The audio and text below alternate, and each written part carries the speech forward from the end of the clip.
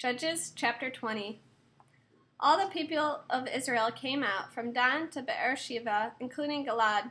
The community assembled with one accord before Adonai at Mizpah. The leaders of all the tribes of Israel presented themselves in the assembly of the people of God, 400,000 foot soldiers armed with swords. Now the people of Benjamin heard that the people of Israel had gone up to Mizpah. The people of Israel said, "Tell us, how was this crime committed?" The Levi, the husband of the murdered woman, answered, "I came to Gibeah, which belongs to Benjamin, I and my concubine, to stay the night. And the men in Gibeah attacked me and surrounded the house I was staying in at night. They wanted to kill me, but instead they raped my concubine to death. I took my concubine's body, cut it into pieces, and sent them throughout all the territories belonging to Israel, because they committed a shockingly obscene and degrading crime in Israel. Look, you are all people of Israel, so discuss what to do, and give your advice here and now." All the people stood up in agreement and said, "None of us will go home to his tent or his house. What we will do now to Gibeah is this: we'll draw lots. We'll take 10 men out of each 100 throughout all the tribes of Israel, and 100 out of 1,000, and 1,000 out of 10,000, to collect food for the others. When these come to Gibeah and Benjamin, they will avenge the crime that was committed." Thus all the men of Israel joined together in complete agreement, assembled to attack the city. The tribes of Israel sent men throughout all the tribe of Benjamin with this message: "What is this crime committed by some of your people? Turn over those good-for-nothings who are in Gibeah at once, so that we can execute them and rid Israel of such evil." But the people of Benjamin refused to obey the order of their kinsmen, the people of Israel. Instead, the people of Benjamin gathered themselves together from their cities and went to Gibeah to fight the people of Israel.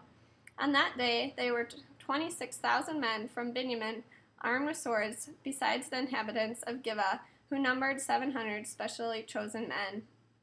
The whole of these 700 specially picked men were left-handed, and everyone could sling a stone at a hair and not miss. The army of Israel, apart from Benjamin, numbered 400,000 men with swords. They were all experienced soldiers. The army of Israel began by going up to Beit-El, where they asked God, "Who should go out first to attack the army of Benjamin?" Adonai said, "Yehudah first." So the army of Israel got up in the morning and set up their camp near Gibeah. Then the army of Israel went out to attack Benjamin and set up their battle line in front of Gibeah. But the army of Benjamin came out of Gibeah and slaughtered the army of Israel. On that day 22,000 men fell. The people, the men of Israel, restored their morale and again positioned themselves for battle where they had been the first day.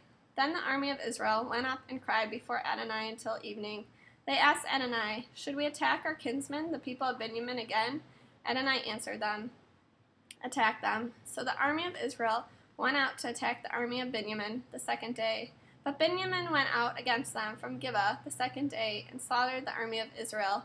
18,000 men armed with swords fell. Then the whole army of Israel, all the people, went up to Beit-El and cried and sat there in the presence of Adonai. They fasted that day until evening, offered burnt offerings and peace offerings to Adonai, and asked Adonai what to do. The ark for the covenant of God was there at that time, and Pinchas, the son of Eleazar, the son of Aaron, stood before it at that time. They asked, "Should we still go out to battle against our kinsmen, the people of Benjamin, or should we stop?" Adonai answered, "Attack, because tomorrow I will hand them over to you."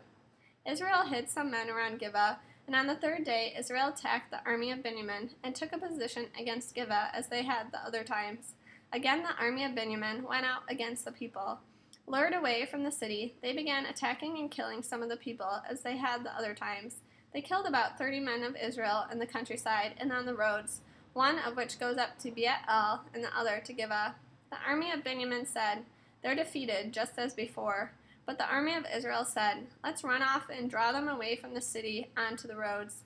All the men of Israel left their places and took up a battle position at Baal Tamar, while the other Israel men burst out of their hiding places at Maareh Gibeah.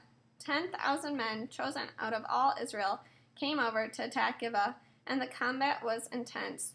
But the army of Benjamin didn't know that they were about to be defeated, for Adonai rooted Benjamin in Israel's presence. That day the army of Israel destroyed 25,100 men of Benjamin, all of whom carried swords, and the people of Benjamin realized that they had been beaten. The men of Israel, trusting the ones they had put in place to ambush Benjamin, gave ground to the men of Benjamin. Then the men who had been lying in wait rushed in on Gibeah, drew their swords, and destroyed the city.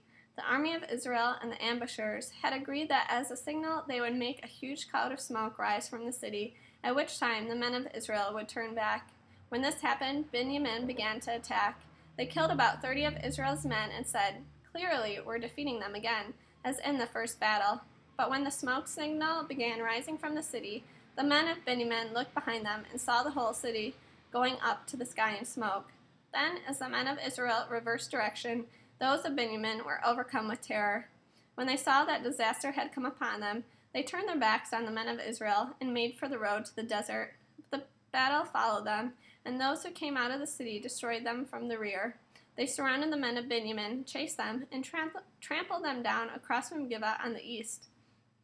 18,000 men of Benjamin fell, all of them experienced soldiers. They turned and fled toward the desert to the rock of Rimmon, and 5,000 of them were killed on the roads. They followed them to Gedam and killed another 2,000. Thus the total number from Benjamin who fell that day was 25,000 experienced sword-bearing soldiers. But 600 turned and fled toward the desert of the rock of Rimmon, and lived there 4 months. The men of Israel turned back on the people of Benjamin and killed them with the sword, the entire city, the cattle, and everything they found. Moreover, they set on fire all the cities they encountered.